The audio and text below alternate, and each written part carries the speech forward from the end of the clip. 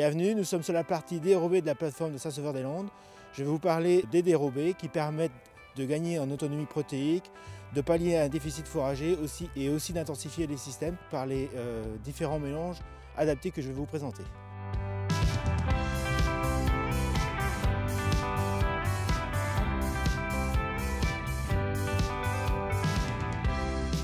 Donc ici nous sommes sur une parcelle de colza fourrager qui a été implanté après une orge d'hiver. On peut le récolter 2 mois plus tard en pâturage au fil de préférence en limitant l'ingestion à 2-3 kg matière sèche pour éviter les problèmes de métaurisation. Ici on a rajouté un RGI non alternatif pour permettre une deuxième récolte au printemps de l'année prochaine et qui servira aussi de couvert pour cet hiver. On peut estimer un rendement de 2,5 tonnes de colza fourragé à l'automne et récupérer aussi un pâturage de 2-3 tonnes au printemps prochain. Ici nous sommes sur un mélange RGI alternatif et VES.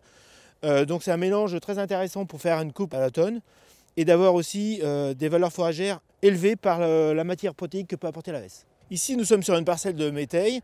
Le métail s'implante vers la mi-octobre et doit être récolté vers le 20-25 avril, au stade dernière feuille étalée du seigle. Ici le mélange est composé de VES à raison de 20 kg, de trèfle à raison de 10 kg.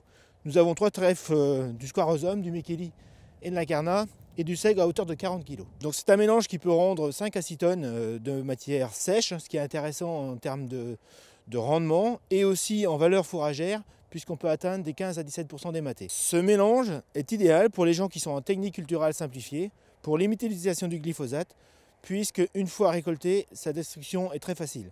Ici nous sommes sur un mélange avoine diploïde VES, qui est un compromis entre le couvert végétal et le dérobé. En cas de déficit fourrager, on peut le récolter à l'automne, à raison de 2,5 tonnes, 3 tonnes de matière sèche. Et ce sera la seule coupe qui pourra être réalisée puisque l'avoine diploïde est gélif. Ici, nous sommes sur une parcelle de RGI trèfle, composée de 2 RGI alternatifs et non alternatifs.